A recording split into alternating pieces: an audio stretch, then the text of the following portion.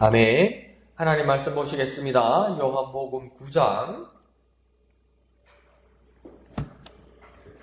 요한복음 9장 1절에서 12절까지 생명의 삶 2월 6일분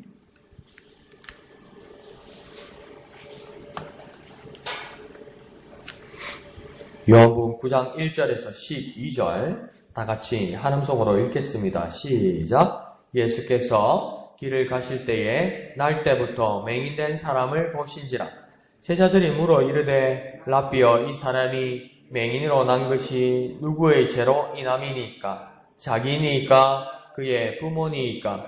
예수께서 대답하시되 이 사람이나 그 부모의 죄로 인한 것이 아니라 그에게서 하나님이 하시는 일을 나타내고자 하심이라. 때가 아직 낮음에 나를 보내신 이의 일을 우리가 하여야 하리라. 밤이 오리니 그때에는 아무도 일할 수 없느니라. 내가 세상에 있는 동안에는 세상의 빛이로라. 이 말씀을 하시고 땅에 침을 뱉어 진흙을 이겨 그의 눈에 바르시고 이르시되 실로암 못에 가서 씻으라 하시니, 실로암은 번역하면 보냄을 받았다는 뜻이라. 이에 가서 씻고 밝은 눈으로 왔더라. 이웃 사람들과 전에 그가 거린이었던 것을 보았던 사람들이 이르되 이는 앉아서 구걸하던 자가 아니냐?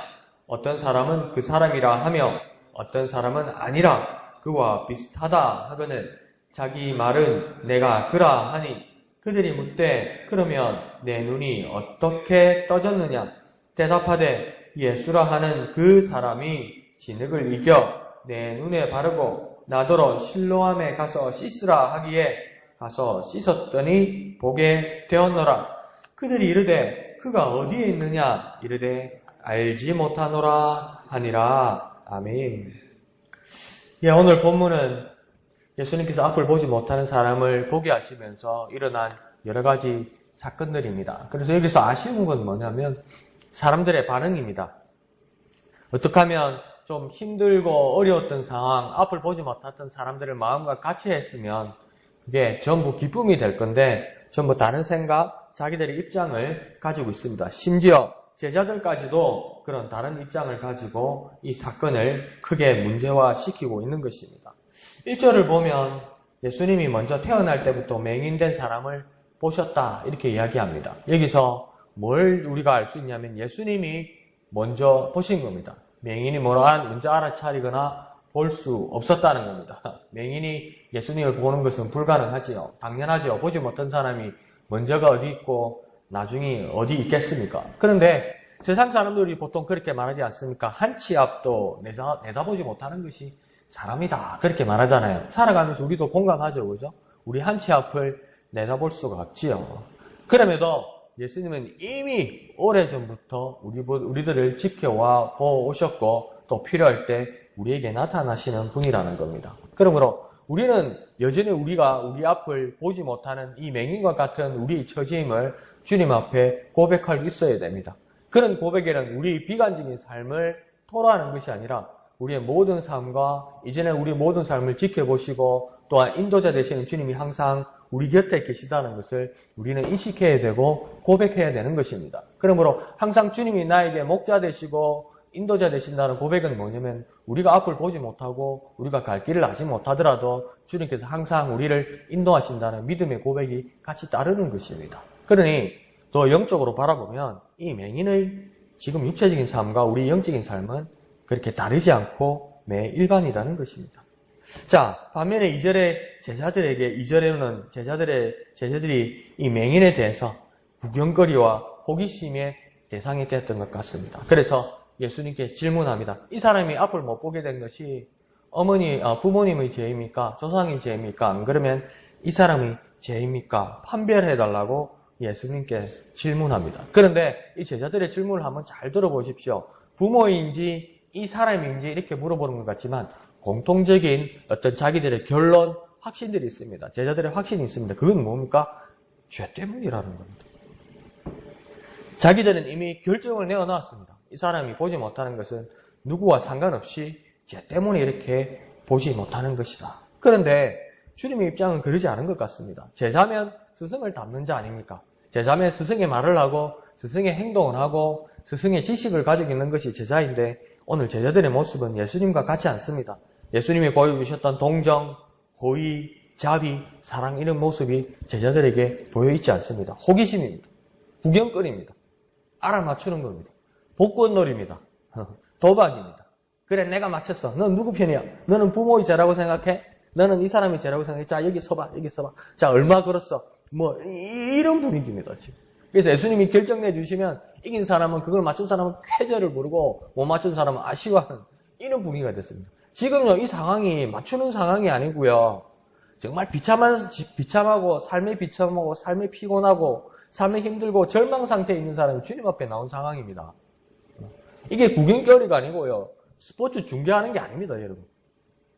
근데 제자들은 그런 모습을 가지고 있는 거죠. 우리의 모습도 그렇게 별반 다르지 않은 것 같습니다. 자, 그러나 3절에 예수님의 대답은 명확하십니다. 뭐라고 예수님 말합니까? 죄의 문제가 아니다. 그러니까 너희 두 부류 다 너희의 결론들이 틀렸다는 겁니다. 부모의 죄든지 그 사람의 죄든지 죄의 문제가 아니다. 죄의 문제가 아니라 이 보지 못하는 사람에게서 하나님의 하시는 일을 나타내고자 하는 것, 그것이 하나님의 뜻이다. 그러니까 어째 다르게 해석해서 주님의 의중을 다시 살피자면 누구의 죄인지 판별하는 것은 있어도 없어도 상관없다는 겁니다. 지금 상황에서는 누구의 죄라는 것을 판별내는 것이 중요하지 않고 소외받고 어려움 가운데 있는 이 맹인에게 하나님이 하시는 일을 드러내는 게 중요하다는 겁니다. 하나님을 드러내는 것이 아주 중요하다는 거죠. 그것이 아주 우선 절대적으로 중요하다고 말씀하는 겁니다. 바울도 그런 일화가 있습니다. 바울이 감옥에 갇히게 되었을 때 교회에서 일어난 일들입니다. 어떤 사람들은 우리의 지도자 바울이 감옥에 갇히게 되었으니 더욱 그리스도를 증거하려는 사람이 있고 또 어떤 부류는 똑같은 교회 안에서 바울이 갇혔으니 바울이 시대를 끝내고 자기 시대를 열기 위해서 바울을 비방하며 예수 그리스도를 증거하는 자가 있었습니다. 그때 바울이 나타낸 결론과 고백은 무엇입니까? 어찌하든 증거되는 이가 누구냐고 바울은 반문합니다. 누구입니까? 양쪽 다 증거되는 이, 바울에 대해 반감을 가졌던, 바울에 대해 호의를 가졌던 양쪽의 모든 사람들이 증거하는 이가 단 한 분이니 그는 그리스도라고 이야기합니다. 그때 바울이 하는 말은 뭡니까? 증거되는 이가 그리스도니 내 몸에서 온전히 그리스도만 존귀히 나타내게 하려 함이니라. 이렇게 이야기해요. 상관없다고 이야기해요. 예수만 증거되면, 그리스도만 증거되면 상관없다고 이야기해요. 그러면 다시 이 맹인의 상황에서 우리가 들어보면 뭐냐면 누구를 정죄하거나 누구를 판결하거나 그런 것이 중요한 것이 아니라 그 사람들이 살아왔던 삶을 가지고 화제거리, 이야기거리, 가십거리, 뒷담화거리를 만드는 것이 중요한 것이 아니라 판별하는 것이 중요한 것이 아니라 하나님의 이름, 곧 하나님이 하시는 일을 온전히 드러내는 것이 중요하다는 겁니다. 그런데 예수님께서는 파격적인 일을 보여주시는데 무엇입니까? 어떤 신분이나 어떤 처지를 가리면서 역사하는 하나님이 아니다. 누구에게도. 그럼에도 불구하고 이 사람의 삶이 어떠하였든 간에 이전에 이 사람이 형편이 어떠하였든 간에 이전에 이 사람이 어떤 죄를 지었던 간에 그럼에도 불구하고 역사하시는 하나님을 나타내는 것이다. 이렇게 이야기하는 겁니다. 그러면 여기서 우리가 감동받을 수 있는 것은 첫째는 뭡니까? 하나님은 이런 사람에게도 역사하시고 우리는 이런 일을 해야 된다. 사람을 가리지 않고 평등하게 모든 사람에게 그리스도의 사랑을 전해야 된다. 예, 맞습니다. 그리고 한 가지 더 생각해야 될 것은 무엇입니까? 큐티의 가장 중요한 점은 나에게 적용하는 거죠. 나에게 적용하는 것이면 무엇입니까? 내가 어떤 모습일지라도, 내가 어떤 절망된 모습일지라도, 내가 어떤 고난의 모습일지라도, 내가 주님 앞에 어떤 흉악한 죄를 저질렀을지라도 주님 내게 오시면 하나님이 거룩하신 일을 나를 통하여 나타내게 하신다는 그 소망을 결코 잃어서는 안 됩니다. 나 같은 사람은 하나님께 역사 안 하실 거다. 나같이 오늘 죄를 지은 사람에게는 주님은 역사하지 않는다. 그런 생각 결코 하셔서는 안 됩니다. 나의 고난도 나의 죽음도 유익하게 나에게서 일하시는 하나님이 나타나실 수 있도록 우리는 항상 기도해야 됩니다. 나의 어떤 상황에서도 주님 내게서 일하시고 하나님의 거룩하신 모습이 나타나시옵소서. 이렇게 기도하는 저와 여러분 되었으면 좋겠습니다. 자, 이제 4절로는 주님이 조금 난해한 어려운 말씀을 하십니다. 4절에 보면 아직 낮이다. 그러므로 나를 보내신 이 일을 나는 해야 한다. 밤이 온다. 그때는 그 일을 하지 못할 것이다. 이렇게 주님께서 말씀하고 있습니다. 낮에는 일하고 밤에 일하지 않는 것, 그건 알겠는데 왜 이 즈음에 이 상황에서 주님은 낮에는 일하고 밤에는 일하지 못한다는 이 이야기를 하셨을까? 그러면 우리는 또 이런 고민에 빠지게 됩니다. 낮은 뭐고 밤은 또 무엇을 상징하는 것일까? 그것에 또 골똘히 고민을 하기도 합니다. 저도 정확하게 말씀드리면 정확하게 알아낼 수가 없는 상황입니다. 여러 가지를 이야기하지만 낮이 뭐고 밤이 무엇인지는 정확하게 알 수는 없습니다. 그러나 5절에서 주님이 더욱 하시는 말씀은 뭐냐면 지금은 일해야 할 때다. 지금은 낮으로서 지금이 일해야 할 때라고 정확하게 말씀하십니다. 그러면서 주님이 덧붙여서 뭐라고 말씀하시냐면 예수님이 세상에서 빛으로 계시는 동안 낮을 주관하셔서 일하게 하신다. 그러면 임마누엘 하시고 성령으로 예수 이름으로 성령께서 내 안에 와 계신다면 지금 나의 삶과 나의 정황은 무엇입니까? 낮이라는 겁니다. 낮이요. 낮에는 뭐 해야 됩니까? 일해야 된다는 겁니다. 빛으로 오신 주님과 나와 함께 하고 있다면 나는 주님의 뜻을 받들어 일해야만 한다는 겁니다. 그러니까 일할 수 없는 밤이 오기 전에 미루지 말고 피하지 말고 도망하지 말고 빛이신 주님을 의지하여서 지금이 사역의 한낱이라 생각하고 열심히 일하고 열심히 일해야 된다는 겁니다. 주님 피곤합니다. 주님 이번에는 제가 좀 쉬고 싶습니다. 목사님, 집사님 이번에는 좀 쉬게 해주십시오. 올해는 쉬게 해주십시오. 그 말은 잘못하면 주님 앞에서 어떤 고백이 되냐면요. 저에겐 지금 밤입니다. 이 말이에요. 저에겐 지금 밤입니다. 말은 무엇입니까? 주님이 빛으로 나와 함께하지 않습니다. 그런 말이에요. 그게. 알고 보니까 오늘 주님의 본문을 보니까 그런 거예요. 우리 마음 같아서는 아이고 작년 한 해 고생하셨습니다. 집사님 올해는 쉬세요. 주님도 아실 거예요. 그렇게 저는 말씀드릴 수 있어요. 있는데 주님의 말씀은 단호하십니다. 지금이 낮이다. 너희가 쉬고 싶다고 그러고 지금이 밤이라고 생각한다면 너희에게 밤이라고 생각한다면 빛이신 주님이 너와 함께하지 않는 것이다. 그럼 내게 주님이 안 와 계신 거예요. 지난주의 말씀처럼 생수의 강이 흐르지 않고 있고 그건 주님이 함께 하시지 않는 것이고 그건 성령이 함께 하시지 않는 거고 이건 심각한 거죠. 그러니까 내가 주님을 향한 믿음을 여전히 가지고 있고 내 신앙이 여전히 있다면 됩니까? 나는 지금 일해야 할 때라는 겁니다. 왜요? 주님이 빛으로 주관하시기 때문이에요. 아닌데요. 피곤한데요. 그럴 수도 있는데 주님이 빛이시랍니다.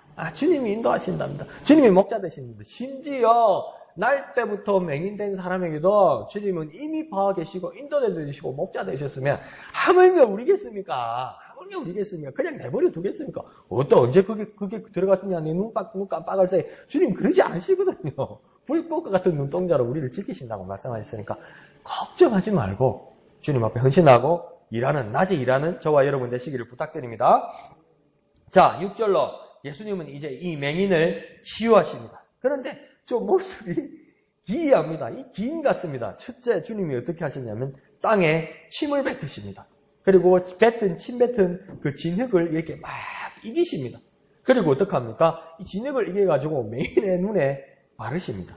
이걸 한번 상상을 해보십시오. 이 흙에다 뱉어가지고 막 걸들어가지고 막 이기니까 이기는 순간도 사람들이 얼마나 놀랐겠습니까? 주위 제자들도 왜 저러시지 주님? 그러더니 이걸 보니까 침 냄새 나는 더러운 걸 가지고 맹인의 눈에다 바르니까 맹인은 차가워 이러겠지만 주위 보는 사람 더러워 이러지 않겠습니까? 주님이 이러셨다는 거예요. 거룩하신 주님이 이러셨다는 거예요. 잘못하면 요즘 세상으로 보면 신문 날 일입니다. 장애인 인권 유린했다고. 장애인 무시했다고 신고받을 일입니다. 근데 주님은 그렇게 하셨습니다. 그러면서 실제로 이 오물이 묻은 이 눈두덩이에 막 이 오물이 묻은 맹인에게 뭐라고 지시하십니까? 실로암 못에 가서 씻으라. 그러니까요. 그 실로암 못을 제가 실제로 보지 못해서 뭔지는 모르지만 이게 인공 연못이거든요. 그래서 이 망대들이 쌓여 있었던 것 같아요. 그래서 누가복음에서 예수님 뭐라고 합니까? 실로암 망대가 무너져 사람이 죽었을 때 그 사람이 죄로 죽었다고 생각하지 말라고 예수님 그래 말씀하셨잖아요.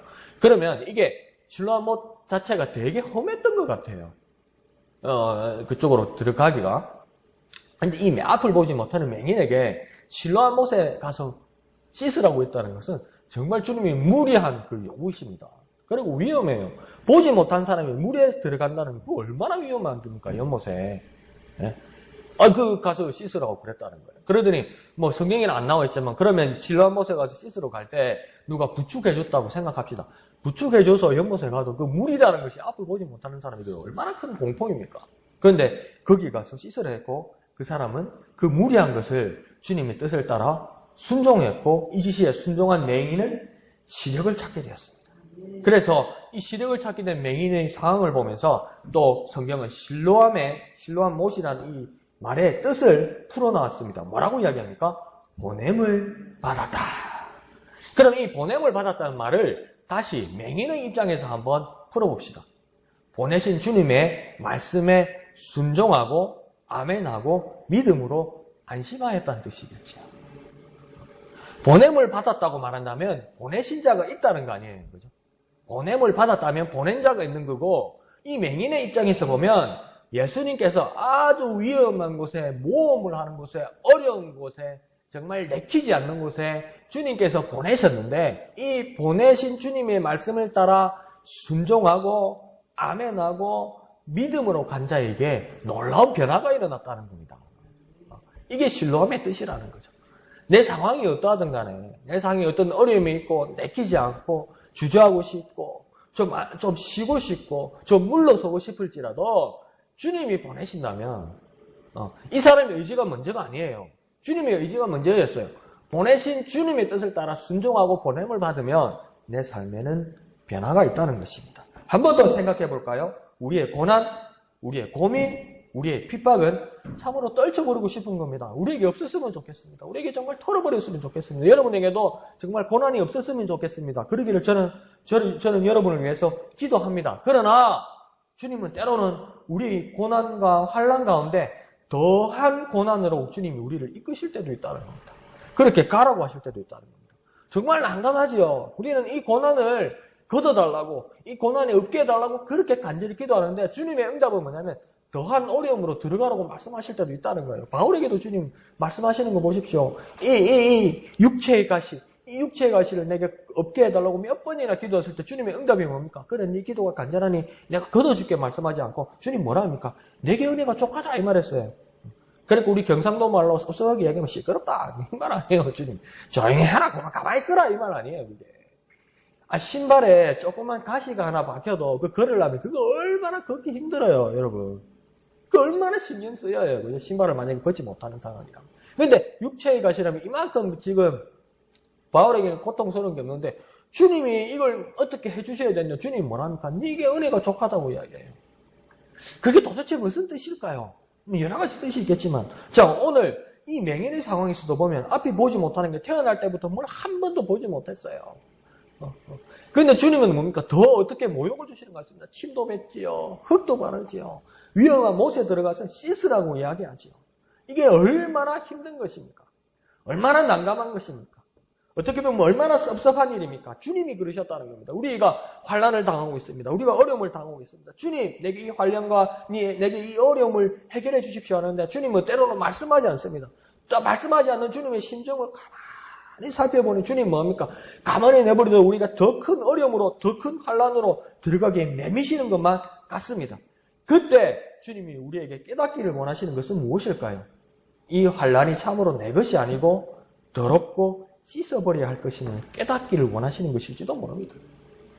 여태까지 내가 환난을 가지고, 여태까지 내가 어려움을 가지고, 여태까지 내가 고난을 가지고 살았던 것이 주님 앞에 없게 해달라고 기도하지만 우리 마음 한켠에서는 얼마나 습관이 되었는지 이 환난과 이 고통과 이 어려움이 내 것이라고 믿고 있다는 겁니다. 내 것이라고요. 내 것 이 환난을 주님 없애 주십시오. 내 것 이 고난과 내 것 이 고민을 주님 없이 해주십시오. 이러고 있다고요. 저는요, 한번 목사로서요, 성도들에게 섭섭한 건 뭐냐면요, 목사에게 목사에게 뭐 어떻게 한가하는 것이 섭섭한 게 아니고요. 상담하러 왔는데, 목사님에게 어떤 하나님의 말씀을 들으는 것이 아니라 자기 의지를 확고하게 하려고 오는 사람들이 있어요. 목사님, 나는 이렇게 결심했으니까요, 목사님 알아주십시오. 이렇게 상담하러 오는 사람이 있어요. 목사님은 장소리 하지 말고 가만 들으라고 말하러 오는 사람들이 있어요. 그런 분들이 참 섭섭해요, 저는요.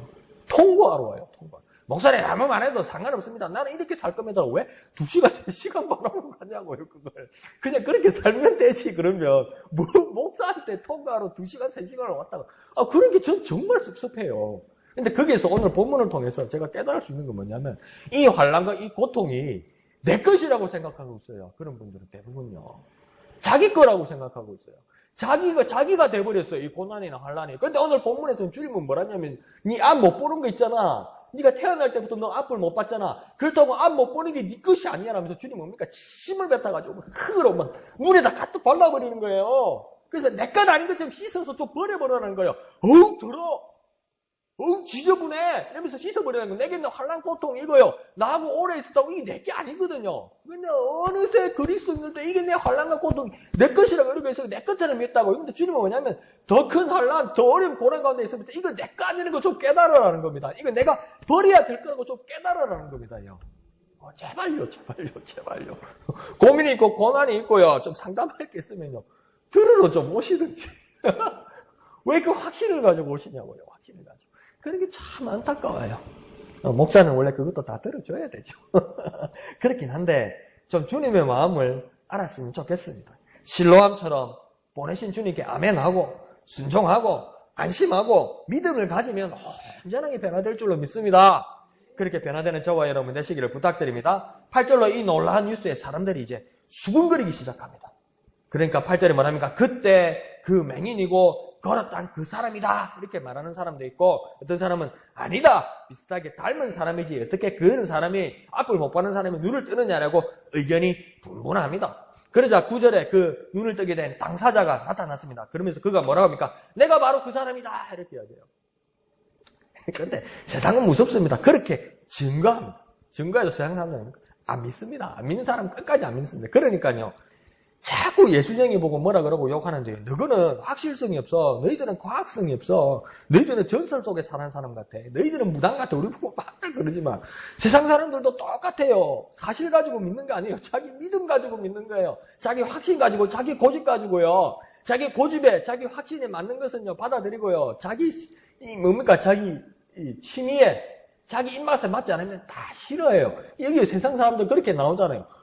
못 보던 사람이 멀쩡하게 눈 떴잖아요. 그럼, 그러네, 이러면 되잖아요. 어떤 사람은 그러면서 어떤 사람은, 아니다. 닮았다. 닮은 사람이다. 딴 사람이다. 더 심하면 나중에 이렇게 나올 건, 가만히 보면 지금 옛날에 쌍디였을까? 이럴 거예요, 지금. 자기 뜻을 버리지 않아요. 지금 눈을 뜬 사람이 와서도 뭡니까? 내가 눈을 떴다 그러고 있을까요? 지금 거짓말이다. 또 이런다고, 이게. 미치 관장하는 거죠. 버섯 속이면 버섯라도 뭐 뒤집어서 또 보여주지요. 안 됩니다, 이게요. 그자 10절은 이 눈이 뜨진 경가를 묻기보다는 사람들이 뭡니까? 믿지 못하겠다 이러면 내보세요. 10절에 보면 믿지 못하겠다. 확신을 가지고 있는 거예요. 자기가 확신을 가지고 나 안 믿겠답니다. 이거 안 믿겠다. 네가 뭘 소리를 하면 안 믿겠다. 그러니까 한번 들어보자도 안 되는 겁니다. 이제 이게 얼마나 비참한 일입니까?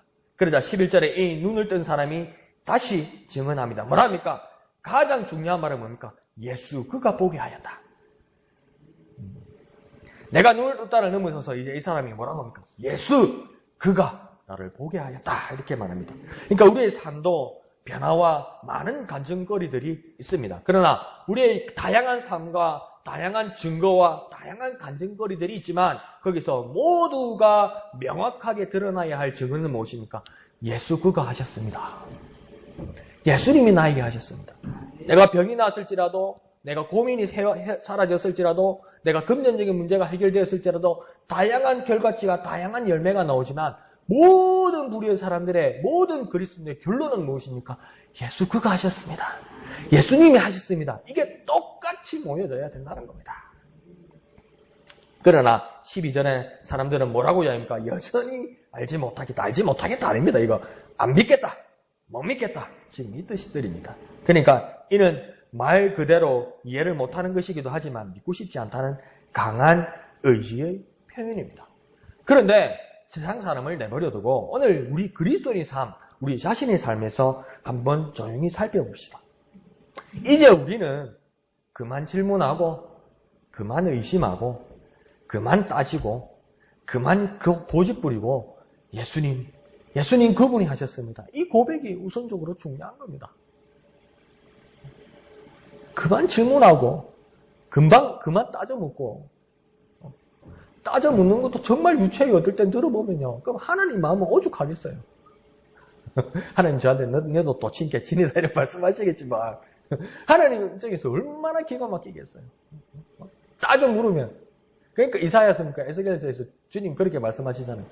너희들 참 이상하다. 하나님 나중에 그렇게 말씀하세요. 너희들 참 이상하다. 어떻게 땅에서 하늘의 수준을 이야기하냐는 거예요. 땅에서 하늘의 수준을 이야기하는 거예요. 너희가 그걸 어떻게 알겠냐는 거예요. 땅이 낮고 하늘의 높음 차이같이 그렇게 너희와 우리 사이, 너와 나 사이에 그런 깊은 이해의 차이가 있는데 어떻게 땅의 수준으로 저 하늘의 수준이 나를 그렇게 판단하고 비판하느냐. 참 이상하다. 주님 그렇게 말씀하세요. 그만 고집부립시다. 그만 질문합시다. 그만 의심합시다. 그냥 예수님 그가 나에게 오늘 이렇게 하셨다. 그 믿음의 고백이 저와 여러분의 변화와 능력의 삶으로 변화되게 주님께서 역사하실 것입니다. 그런 간증을 하는 저와 여러분 되시기를 거룩하신 예수님의 이름으로 간절히 축원드립니다. 기도하겠습니다. 주님 감사합니다. 도무지 절망스럽고 할 수 없고 볼 수 없고 알 수 없는 모든 사람들의 삶 속에 주님이 이미 오래전부터 지켜보시고 인도자 되시고 목자 되신 주님을 인정하고 찬양합니다. 주님, 우리의 잘못된 생각들, 우리의 갇혀있는 고집들, 우리의 몰리해한 모든 것들 주님 이제 떨쳐버리게 하시고 우리 삶의 입의 모든 고백은 예수님께서 나에게 이렇게 하셨습니다. 이렇게 믿음으로 고백하는 우리가 될 수 있도록 주님 역사하여 주시옵소서. 내게 있는 고난, 내게 있는 환난, 내게 있는 어려움, 내게 있는 모든 문제 설사 나와 오래 있었다 할지라도 그것이 내 것이 아님을 진흙 같고 심 같고 참으로 더러운 것이어서 버려야 하는 것임을 깨달을 수 있도록 주님 우리에게 더욱 지혜를 주시고 영감을 주시기를 소원합니다.